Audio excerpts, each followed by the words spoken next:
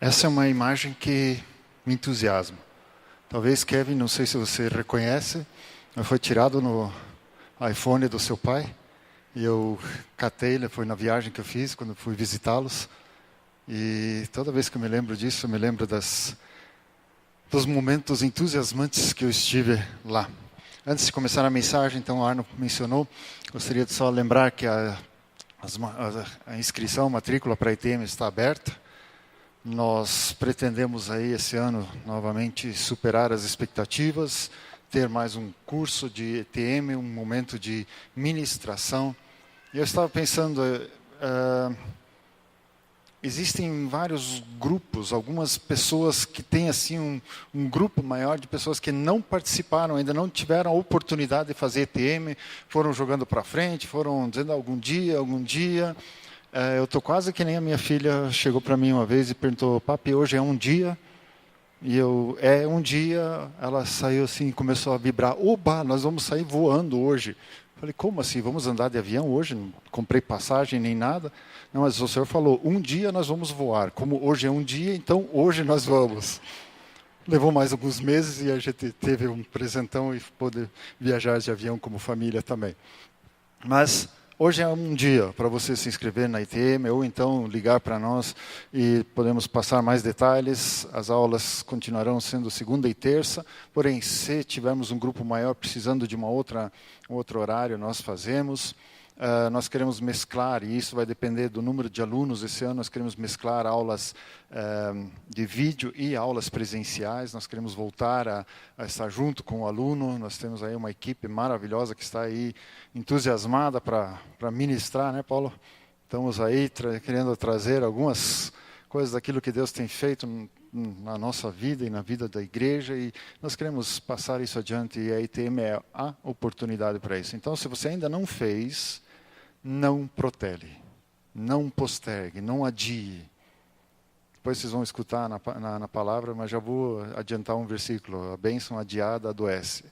Então, não adie, não jogue para frente. Faça, vale a pena. E qualquer detalhe a gente passa com mais tempo e com mais calma. Então, como eu já falei, existem temas, às vezes, que a gente tem um pouquinho assim, de receio de tocar, porque nem sei bem direito por quê. Mas algum tempo atrás, eu fui desafiado pelo Arno a falar de um tema que eu tenho mencionado seguidamente nas nossas reuniões de pastores, em algumas reuniões de ministério também. E é um tema chamado entusiasmo. E existem várias coisas que me entusiasmam. Algumas delas, eu pensando assim, eu tenho feito, vocês já têm escutado, e espero que vocês não tenham se cansado, porque eu não me canso, da pós-graduação que eu fiz, ou estou fazendo, e na pós-graduação tem uma coisa que me entusiasma, é quando os professores, de repente, começam a ter alguma dificuldade técnica. E aí alguém precisa ajudá-los. E aí, posso ajudá-los, posso fazer alguma coisa. Eps, que isso? Opa, que isso? Quem faz isto? Na realidade, isso é algo que me entusiasma. Eu não estou mexendo em nada aqui, não é dos defeitos que estava dando, não. Eu vou dedar ele. É o Paulo que está fazendo isso através do celular dele.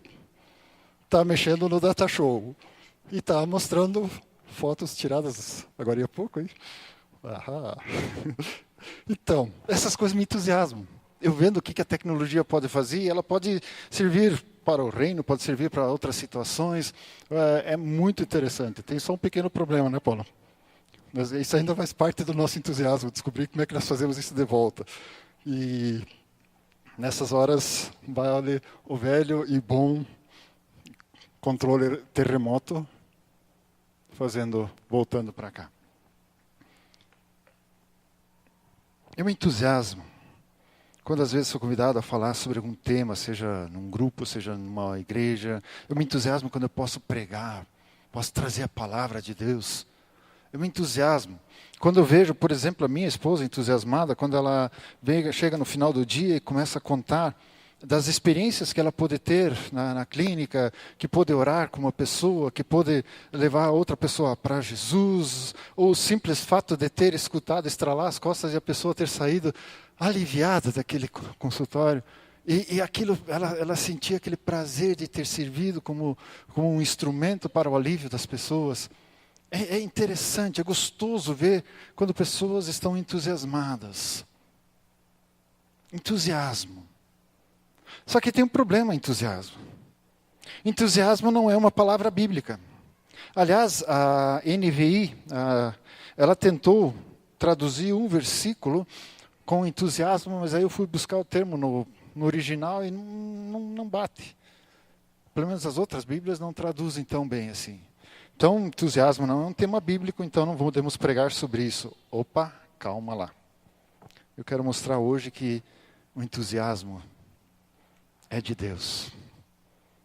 E, na falta dele, nós deixamos de fazer muitas coisas. Muitas coisas se tornam um peso para nós. Muitas coisas começam a ficar difíceis porque nós perdemos em algum lugar o entusiasmo por algo. O que seria então o entusiasmo? E antes de falar o que seria, eu só quero lembrar uma coisa. Eu não quero aqui fazer nenhuma palestra motivacional hoje. Eu acho que isso é feito nas empresas, tem pessoas que sabem fazer isso muito melhor do que eu, tem muito mais jeito para a coisa. Mas eu quero realmente fazer com que nós possamos parar um pouco para pensar o quanto que isso é necessário no nosso dia a dia e também na nossa vida como cristãos, como membros de igreja, como trabalhadores, a importância do entusiasmo. Mas o que é esse entusiasmo? Entusiasmo é um grande interesse, um intenso prazer, uma dedicação ardente, uma paixão, uma veemência com o que se fala ou se escreve. Ou então entusiasmo é uma admiração, um arrebatamento, uma explosão de alegria. Eu vejo que isso é aquilo que o salmista escreveu lá no Salmo 16, versículo 8 até 11, que ele diz o seguinte: o Senhor, tenho-o sempre à minha presença, estando Ele à minha direita, não serei abalado. Alegra-se, pois, o meu coração, e o meu espírito exulta, até o meu corpo repousará seguro, pois não deixarás a minha alma na morte, nem permitirás que o teu santo veja corrupção. Tu me farás ver os caminhos da vida, na tua presença a plenitude de alegria, na tua destra delícias perpetuamente. A pessoa entusiasmada, ela é diferente do que meramente uma pessoa otimista. Otimismo significa eu acreditar que uma coisa vai dar certo, talvez até torcer para que ela dê certo. Só que muita gente confunde esse otimismo com entusiasmo. Porque a pessoa entusiasmada é aquela que acredita na sua capacidade de transformar as coisas, de fazer dar certo. A pessoa entusiasmada, ela acredita em si, acredita nos outros, acredita na força que as pessoas têm em transformar o mundo e a própria realidade. Onde vem essa força? De onde vem isso? Tudo posso naquele que me fortalece. Filipenses 4:14. Paulo já falou isso. Esse texto fala que Jesus nos capacita não para sermos passivos, mas para sermos aqueles que podemos, por escolha, enfrentar situações, sejam elas agradáveis ou não. Queridos, hoje eu não vou ficar dizendo para vocês que a vida é um mar de rosas, que está tudo tranquilo, tudo bonitinho. Nós temos dificuldades, nós temos desafios. Mas muitas vezes nós nos deixamos abater por falta desse entusiasmo de nós irmos em frente e vencermos as situações. Nós não somos vítimas das circunstâncias e sim transformadores. E só há uma maneira de ser entusiasmado, é agir entusiasticamente. Se formos esperar ter as condições ideais primeiro, para depois nos entusiasmarmos, querido, sabe quando você vai se entusiasmar? 3 dias depois do nunca. Não vai. Queridos, não adianta nós esperarmos a situação, toda a circunstância ideal. Não dá, não vai ter. Há pessoas que ficam esperando essas condições melhorarem, a vida melhorar, o sucesso chegar para depois se entusiasmarem. A verdade é que jamais se entusiasmarão com coisa alguma. O entusiasmo, ele é o que traz a nova percepção da vida. Essa questão de sempre esperarmos que os outros nos motivem, nos entusiasmem, nos deixa num marasmo, numa passividade, pois não assumimos a nossa parte do processo. É sempre dependemos dos outros. Pesquisando sobre o assunto, comecei a buscar as fontes de entusiasmo e até me perguntei, será que eu consigo entusiasmar alguém? E se nós olharmos para a palavra propriamente dita, o que significa entusiasmo, significa estar cheio de Deus. Entusiasmado. Poderíamos olhar da nossa perspectiva como cristãos, como filhos de Deus, entusiasmado é aquele que permite Deus agir de forma livre através de nós. Entusiasmo, estar cheio de Deus. Como fazer isso? Como chegamos a isso? Efésios 5 fala assim, por esta razão não vos torneis insensatos, mas procurai compreender qual a vontade do Senhor. E não vos embriagueis com vinho no qual há dissolução, mas enchei-vos do Espírito. Falando entre vós com salmos, entoando e louvando de coração ao Senhor com hinos e cânticos espirituais, dando sempre graças por tudo a nosso Deus e Pai, em nome do nosso Senhor Jesus Cristo, sujeitando-vos uns aos outros no temor de Cristo. Claro que existe entusiasmo fora do mundo da igreja, fora do mundo de Deus. Existe. Mas eu creio que seja muito mais difícil construir esse entusiasmo por conta própria, por força própria. Nós temos alguém que já nos dá, usando o termo que o Charles gosta de usar muito, nos dá um gás, nos dá uma força, nos dá um combustível para nós encontrarmos esse entusiasmo nas coisas. Não adianta nós buscarmos o entusiasmo nas coisas em si, nós temos que buscar entusiasmo numa fonte, e essa fonte é Deus, é o Espírito Santo. É na intimidade com Ele que nós vamos encontrar esse entusiasmo. É na busca dEle. É na busca daquilo que Ele nos traz, é na busca daquilo que Ele pode fazer na nossa vida. Mas, queridos, cuidado com a passividade de novo. Cuidado com aquele negócio, bom, então posso cruzar os braços, o Senhor enche a minha vida, e aí agora vou esperar até cair 3 baldes de Espírito Santo na minha vida, e daí que eu vou estar entusiasmado. Não. É uma interatividade. É um buscar em Deus, é ser enchido e permitir que Ele haja em nossas vidas, e a gente vai agindo, a gente vai percebendo, e a gente vai olhando e a gente vai vendo o quanto que Ele age em nós. A necessidade de nós entendermos que aquilo que está ao nosso redor, nós precisamos aprender a olhar da maneira correta. E existem algumas dicas que eu gostaria de dar, talvez pudéssemos entender isso, talvez até como alguns princípios de entender como nós poderíamos vivenciar esse entusiasmo, ou no mínimo, pelo menos, não perder, não entregar esse entusiasmo. E uma das primeiras dicas, um dos primeiros princípios que nós podemos ver é: não se deixe vencer pelas pessoas negativas. Não entre no clima da desgraça. O subconsciente, ele traz isso para dentro dos meus sentimentos, e ele acaba me transformando numa pessoa negativa, medrosa, insegura e infeliz. Queridos, se você for olhar em palestras de motivação, em palestras de entusiasmo, esse texto vai estar escrito diferente. Vai estar escrito: evite pessoas negativas. E aí eu conversando com a Simone, nós percebemos assim, essa não é a nossa função como cristão. A nossa função como cristão é influenciar e não se deixar influenciar. Se tem pessoas que são negativas, às vezes são negativas pela própria característica delas. E aí nós precisamos ir lá e, às vezes, sei lá, ajudar.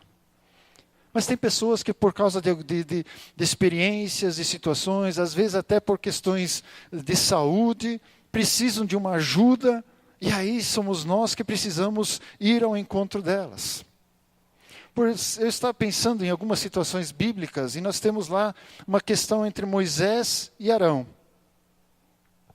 Moisés foi o cara que teve que aguentar murmuração. Qualquer coisa que não desse certo, desde o momento que eles saíram do Egito até o momento que Moisés faleceu, em todo esse tempo, qualquer coisa que desse errada, Moisés era o culpado. Qualquer coisa que não fosse boa, se a Sanepar não entregasse a água bonitinha, era Moisés que era o culpado. Se o shopping center fechasse 1 hora mais cedo, Moisés era o culpado. Se o açougueiro não entregasse a carne, não foi o açougueiro, foi Deus que deixou a carne cair do céu, literalmente. Se não fizesse, Moisés era culpado. E o que Moisés fazia? Saía no tapa com todo mundo, começava a dizer, eu não brinco mais, eu vou pegar meus brinquedinhos, vou para casa, eu deixo disso. Ele falou isso uma vez e Deus deu uma chamada de atenção. Mas normalmente o que Moisés fazia? Ele escutava toda essa murmuração, se fechava para ela, ia para Deus e dizia assim: Deus, o que eu faço aqui? O Senhor escutou o povo, mas eu sei que o Senhor tem a solução, o que nós fazemos? E Moisés sobreviveu em todo esse processo e foi o líder desse povo, às vezes mais e às vezes menos entusiasmado.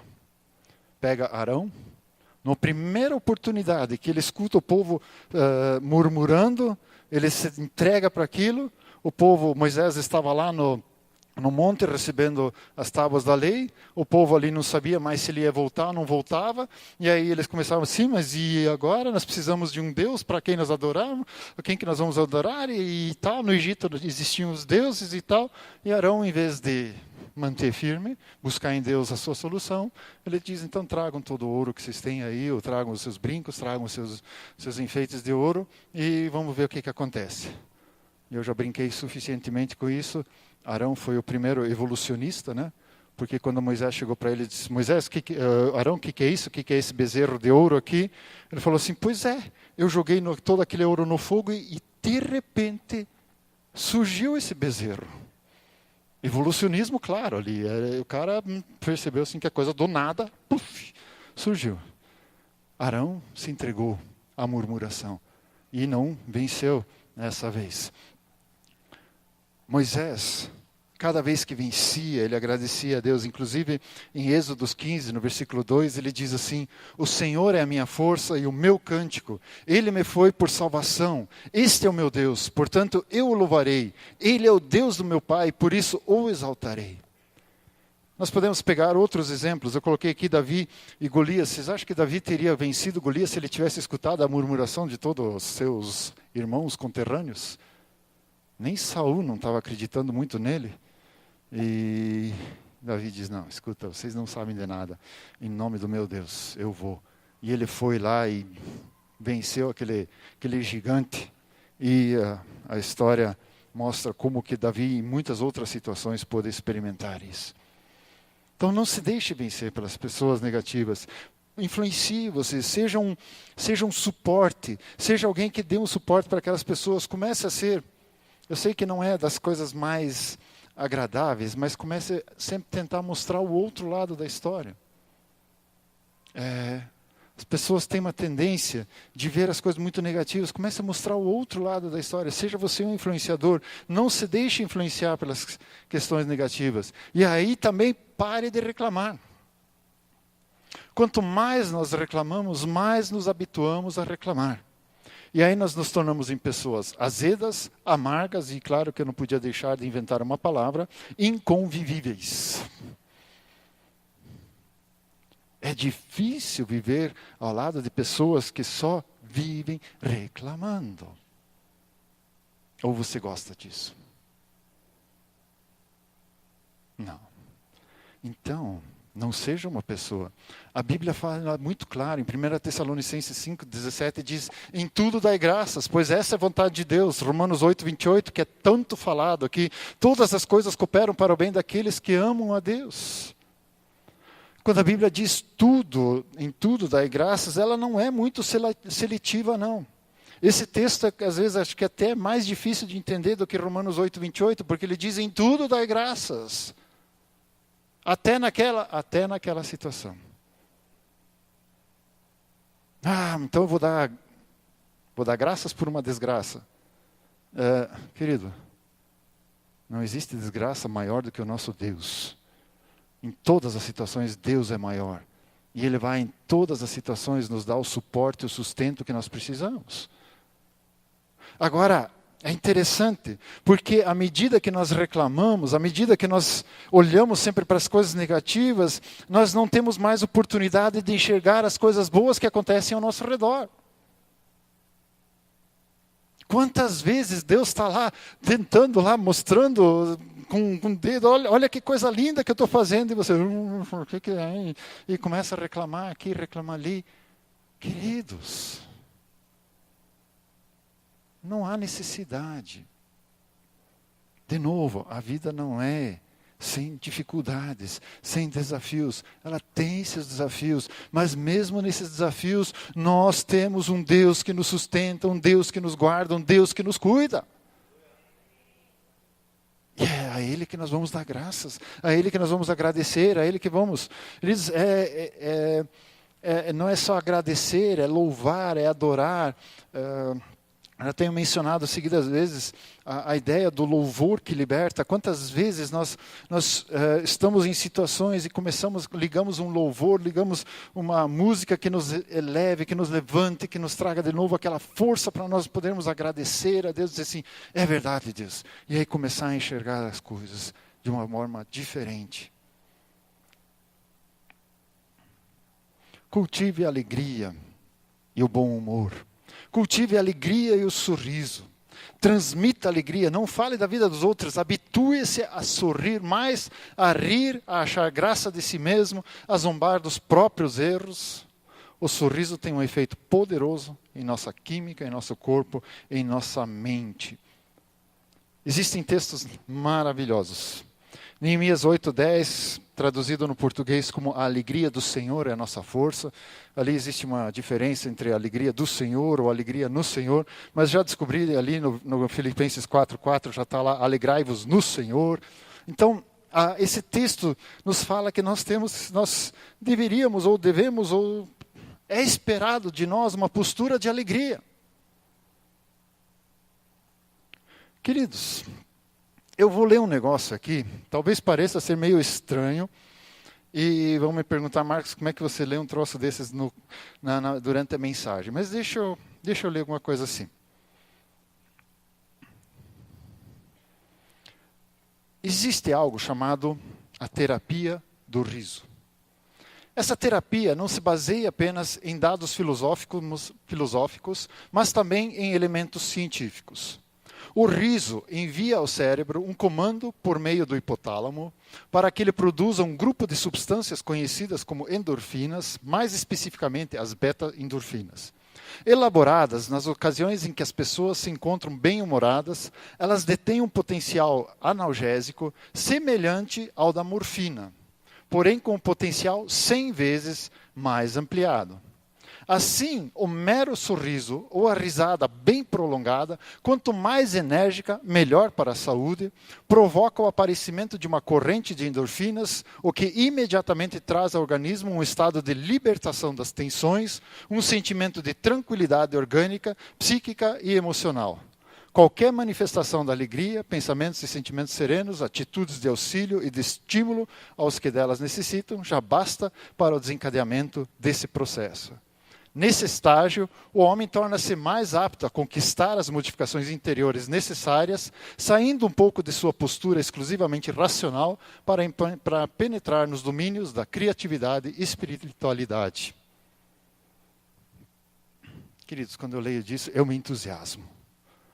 Porque tudo isso daqui foi Deus que fez. Você vai dizer assim, Marcos, você quer dizer que você está mostrando uma coisa científica? Cadê o espiritual disso? Queridos, isso aqui foi Deus que fez. E no momento que nós sorrimos, que nós damos risada, acontece tudo isso. Deus fez com que o nosso organismo reagisse de tal forma que o riso se torna algo terapêutico na nossa vida. Agora, Vamos espiritualizar mais um pouco, pelo menos? Então, queridos, quem tem mais motivo para dar risada? Aquele que conhece Deus ou aquele que não conhece Deus? Então, nós não precisamos ficar inventando muito motivo para dar risada. Basta nós olharmos para o nosso Deus e sorrirmos para Ele. Darmos risada para Ele. Mostrarmos para Ele que nós estamos felizes com Ele. Não é à toa. As pessoas acham, eu me divirto estudando psicologia, eu me divirto filosofia muitas vezes, o quanto que as pessoas acham que inventaram o mundo. Na realidade, estão descobrindo só verdades bíblicas. E ali onde que eles deturpam essas verdades, a coisa não funciona. Mas é interessante. Então nós podemos, eu já percebi, existem situações na minha vida, lembranças do passado, que em algum tempo atrás, só de eu pensar nisso, eu já sentia a mesma vergonha que eu tinha sentido no dia que a coisa aconteceu. Tinha situações aí, até em encontros eu já contei algumas delas, mas são situações assim, pensa aquela situação que você paga um mico feio mesmo. E aí fica lembrando anos daquele negócio, e toda vez que lembra assim, dá aquele... né? Alguns deles, queridos, sabe como é que eu resolvi? Dando uma baita risada dessas situações. Queridos, é tão gostoso, é tão terapêutico isso, é tão maravilhoso. Depois, se você entrega isso para Deus, diz assim, Deus, eu acho que até o Senhor deu risada disso, eu me divirto. E aí, joga para o lado, não deixa mais isso atrapalhar a tua vida, vive a vida e curte o propósito que Deus tem na tua vida e vai em frente. Queridos, nós temos esse privilégio. Deus que criou todas essas coisas. Às vezes a gente acha que só através do choro, não, tem coisas que através do riso nós curamos assim de forma tremenda. E Deus, eu acho que eu concordo com o Arno quando ele diz assim que Jesus foi uma pessoa assim muito alegre, brincalhona. Algumas vezes você lendo, e pode perceber, nós temos uma tendência de ler certos textos que Jesus usa de ironia, de um certo sarcasmo não desmerecedor, não onde que ele esteja desmerecendo a pessoa. Mas de vez em quando ele usa de umas certas finesses assim de sarcasmo, de pegar no pé do outro. Diz assim, cara, você que é doutor de não sei das quantas, não entende nem isso daqui, como é que você quer? E eu creio assim que ele, muitas vezes ele devia estar dando risada, e por isso que o pessoal também não batia muitas vezes nele, né? O pessoal ria junto e dizia, é verdade, e entrava. Então, eu creio, isso não é bíblico, isso aqui é só um parênteses, eu creio que Jesus era uma pessoa muito alegre. Seja alguém disposto a colaborar. Traga as pessoas mais próximas de você, participe, converse com as pessoas com as quais você convive. Nós temos falado muito de semear financeiramente na vida dos outros, mas isso não é tudo, queridos. Como é bom surpreender positivamente alguém, ajudar alguém, fazer parte de algo. Aliás, sabe, surpreender alguém com alguma coisa, aqui um termo até, mágico. Surpreender alguém, sabe, você já percebeu? Quando você chega perto de alguém, a pessoa está lá e tal, e de repente você faz um carinho, algo diferente, você dá uma bala para a pessoa, e aquilo muda toda a perspectiva da pessoa.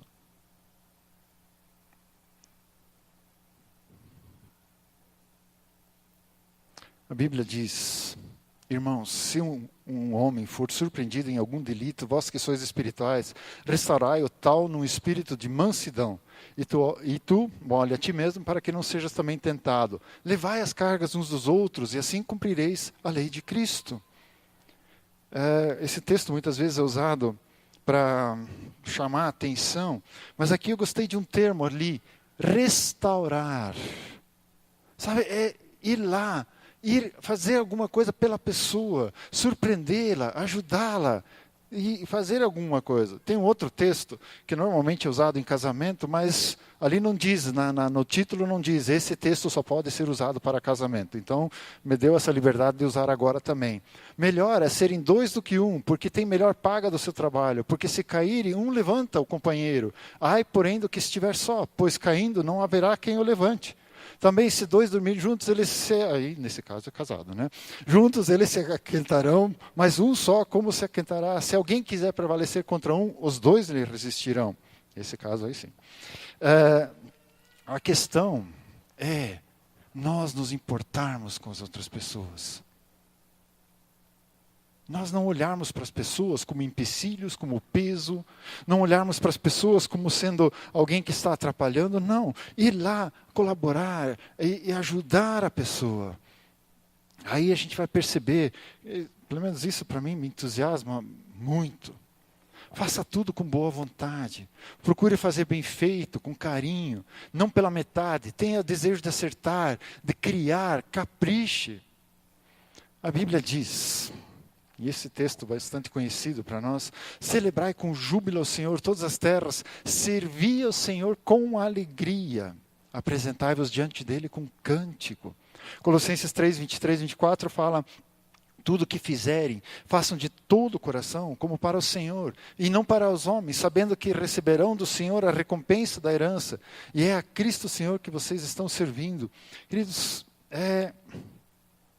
servir com alegria, fazer as coisas com alegria, fazer bem feito, fazer aquilo com uma certa intensidade, sentindo aquilo, não fazer sem sentir. Tudo bem, nós temos que fazer uma diferença entre excelência e perfeccionismo. Nós não queremos ser medíocres nas coisas que fazemos, baseados talvez no mínimo esforço, e sim, nós precisamos buscar a excelência, sempre buscando fazer o melhor. Mas o problema do perfeccionismo é que ele está muitas vezes mais preocupado com os erros do que com os acertos. Aliás, para o perfeccionista, os acertos é mera consequência da questão, mas os erros, esses precisam ser comentados, conduzidos, tratados, falados, e aí, claro que em uma reunião, em algum momento, você vai trabalhar isso, mas o perfeccionista ele não consegue celebrar aquilo que ele alcançou, porque ele só vê o que ele não alcançou ainda. Já quem busca a excelência, ele vai se dar por feliz aquilo que ele alcançou, e vai se esforçar talvez mais numa próxima vez para alcançar. E percebam uma coisa, coitados dos filhos dos perfeccionistas, porque eles nunca estão certos. Eles nunca vão acertar, nunca vão conseguir alcançar o objetivo dos seus pais, porque sempre só escutam aquilo que não fizeram. Né? É complicado. E aí nós temos que mudar isso. Nós precisamos aprender a celebrar as conquistas, nós precisamos aprender a elogiar aquilo que as pessoas fizeram. Talvez depois você diga, tudo bem, então vamos ver o que nós podemos melhorar. Mas, primeiro, celebrar aquilo que foi conquistado. Quantas vezes a gente perde tudo aquilo que a gente conquistou porque só olha porque não conquistou? E isso nós não podemos. Então, faça tudo com boa vontade, procure fazer bem feito, com carinho, não pela metade, desejando realmente acertar. E quando agir, haja prontamente. Faça agora, não espere, não protele. Não faça as coisas sem sentir, não espere condições ideais, como eu falei lá no começo, para o entusiasmo ocorrer. Provérbios 13, 12 diz exatamente, a esperança que se adia faz adoecer o coração, mas o desejo cumprido é a árvore de vida. Como a gente percebe isso nas coisas negativas? Você já percebeu? Um exemplo do contrário aqui, mas que talvez dê para explicar. Você já percebeu que tem certas coisas que a gente não gosta de fazer? E a gente vai protelando, a gente vai postergando, vai empurrando. Agora perceba o que acontece. Se a coisa é ruim, mas você tem que fazer, enquanto você não faz, o que você faz? Você fica pensando naquilo e fica se martirizando que algum dia aquilo você vai ter que fazer. E depois que você fez, é um alívio, não é? Então por que você não faz logo e sente esse alívio logo e está livre para fazer as outras coisas? Então não fique postergando nem as coisas ruins, nem as coisas boas. Não jogue as coisas lá para frente. Faça aquilo que tem que ser feito. Curta, alegre-se. Alegra-te, jovem, Eclesiastes fala isso. Alegra-te, jovem, na tua juventude e recreie-se o teu coração nos dias da tua mocidade. Anda pelos caminhos que satisfazem o teu coração e agradam aos teus olhos. Sabe, porém, que de todas essas coisas Deus te pedirá contas.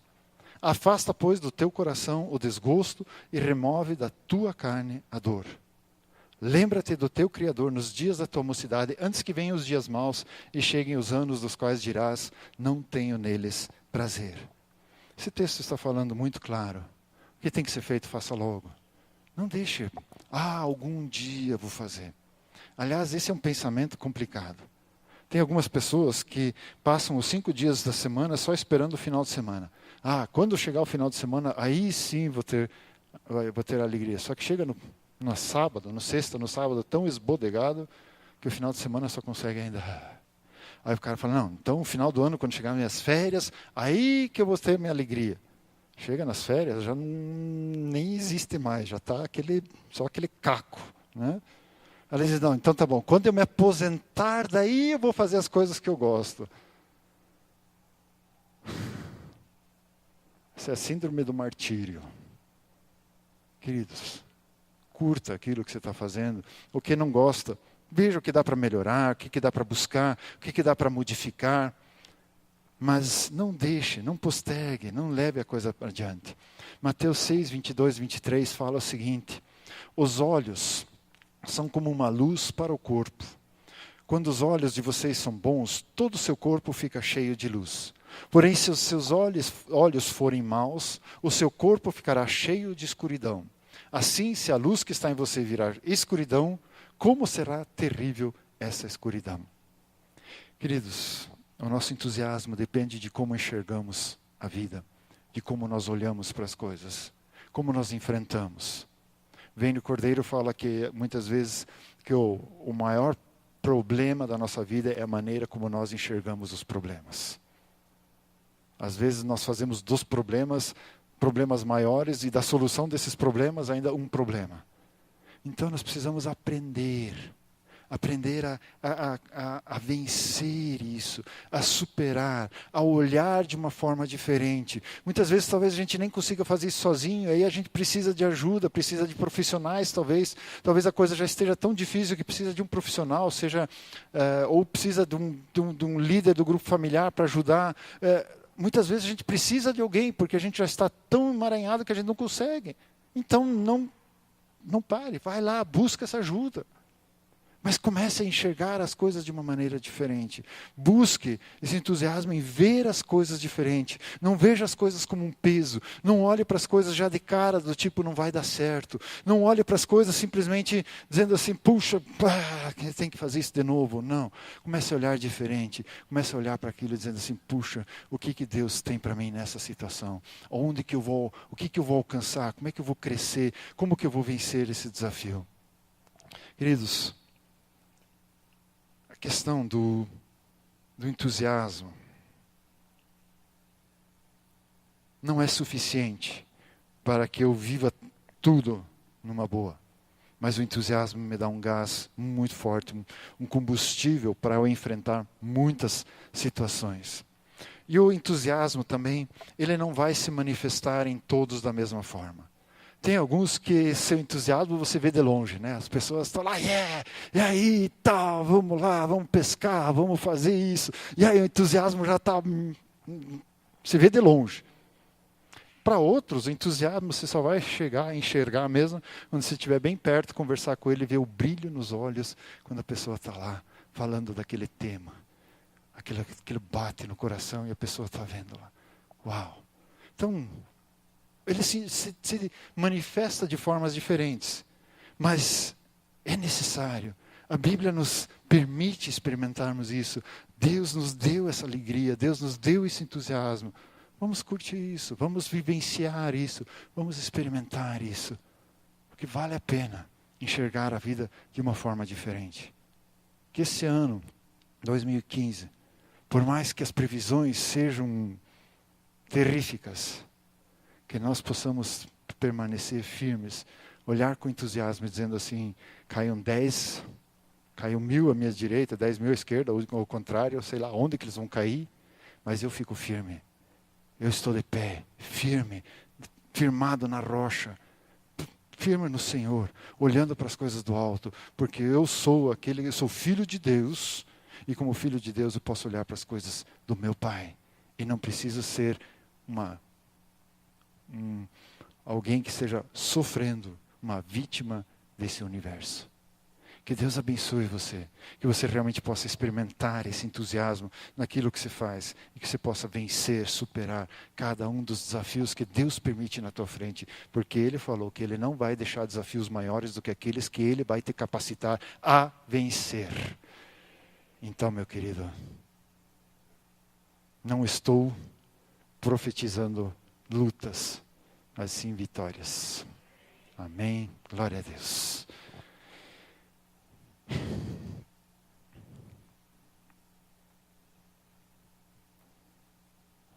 Tremendo isso, né? É tremendo ser filho de Deus. É tremendo ter um pai que cuida da gente. E é tremendo sermos família. Quando um não consegue, o outro está lá para ajudar. E como tais, nós vamos em frente, vamos vencer. Só que alguém pode estar aqui hoje à noite e possa dizer assim, puxa, mas eu gostaria de participar de uma família assim.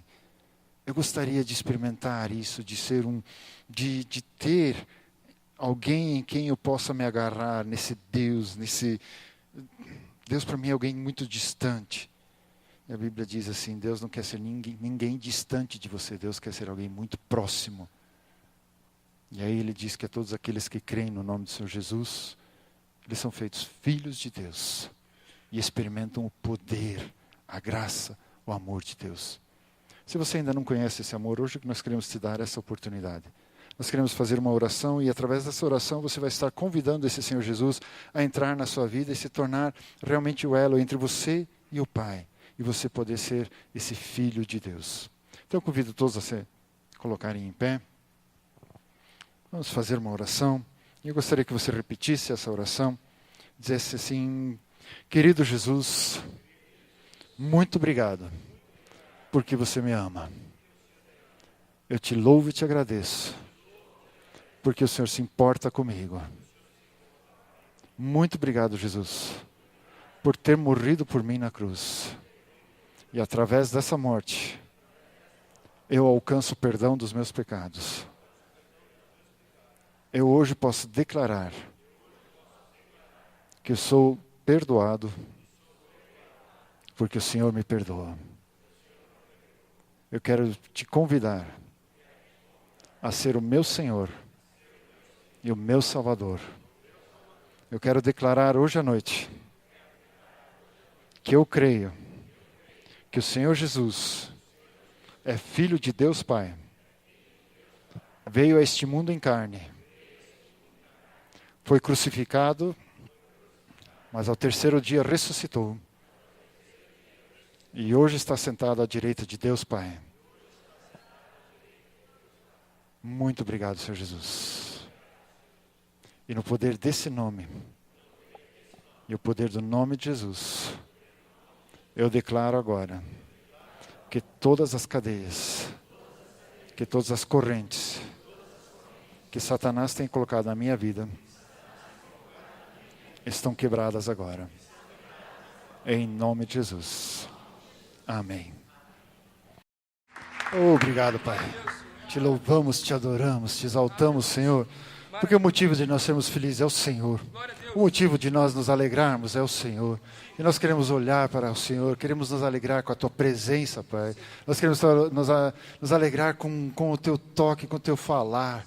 Oh, Pai, nós te amamos, nós te adoramos, nós te exaltamos. Pai, que essa alegria possa mergulhar em nossa vida e nós possamos realmente ser contagiantes. Que pessoas ao nosso redor olhem para nós e digam, puxa, eu quero isso também. Que as pessoas possam olhar para nós e ver o Senhor. E ver que como é bom e maravilhoso sermos teus filhos. Sermos aqueles que são guardados e cuidados pelo Senhor. Muito obrigado. Obrigado, Pai, que ao sairmos daqui hoje à noite, nós saímos não apenas como vencedores, mas como mais do que vencedores naquele que é Cristo Jesus. E nós te louvamos, te agradecemos, porque sabemos que é o Senhor que vai nos dirigir, nos guiar, cuidar dos nossos passos, e nós queremos fazer aquilo que está proposto pelo Senhor. Nós queremos cumprir o propósito que o Senhor tem na nossa vida, e nós queremos estar aberto para aquilo que o Senhor quer falar. Seja conosco ou através de nós. Muito obrigado.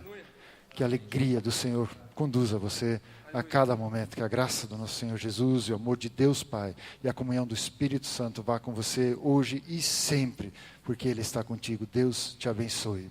Amém.